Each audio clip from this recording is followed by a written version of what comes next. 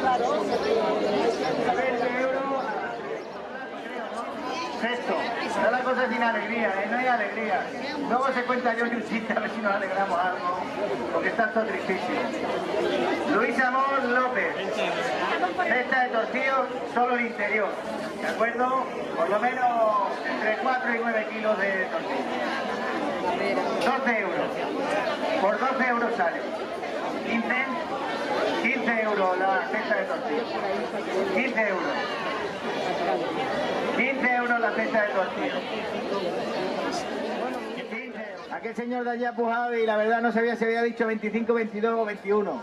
Ha dicho 25, ¿verdad? Vale. 25 euros a la 1. 25 euros a las 2. Y 25 euros, Gemma, que te vas a quedar sin tortillo. Juli, 25 euros a las 3 para ti. Seguimos. Venga, vamos allá. Jesús Melchor Vergara. Brazo gitano. Casero, casero, casero. Y tiene pinta de eso, sí.